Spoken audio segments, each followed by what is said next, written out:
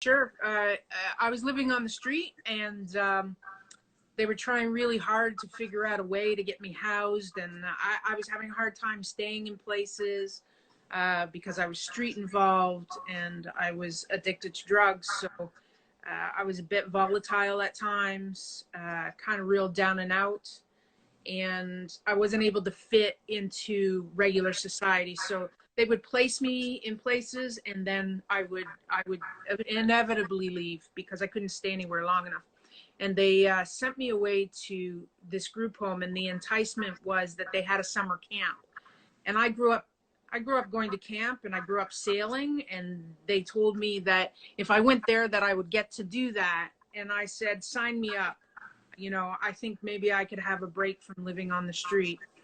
And what they didn't tell me was that it was backed by a bunch of bigwig psychiatrists in the city of Toronto. And in actual fact, they were allowed to function in a lockdown system. So once you entered the system, they didn't have to share it with anybody where you were or what you were doing. And you became basically the property of them. Oh my God. And so the piece that I wrote about that, actually your prompt from the journaling, was a piece about being, I said the word incarcerated. Incarcerated generally means that you're in prison, but this was an incarceration where my rights had been taken away and that there was nobody I could reach out to come get me because it was in a locked facility. And in that locked facility, you didn't have any rights. You sometimes didn't have clothing, you were handheld, and you were administered pills or injections to keep you sedate. You were thrown into what they called the right wing or the left wing, and they were a room with mats on the floor and nothing else. And they would throw you in there, and you would stay there for whatever period of time. And this was in the city of Toronto. It was right at Victoria and Dundas. And it looks like a normal building and an office building. You could go in and you could meet with a psychiatrist. And on the basement and the second floor were their locked facilities. And I ended up there. And I tried to phone my Auntie Elizabeth from when I was a kid, my best friend's mom. And they said that I could see her.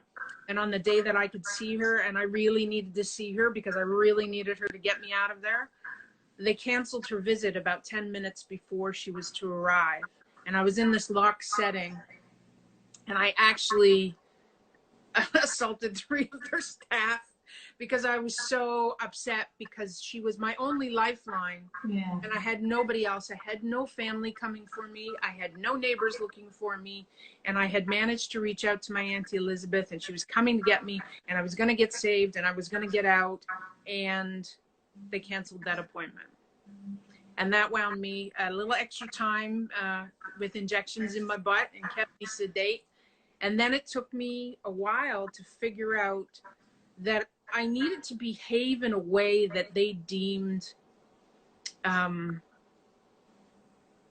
they needed me to be appropriate in the ways that they told me to.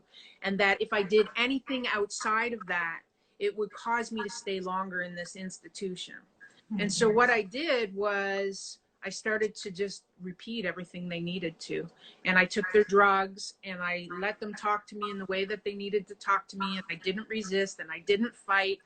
And I laid down and took it the way that I had to. And then finally, they let me out of the institution. And then I finally got myself weaned off the drugs that they had me on.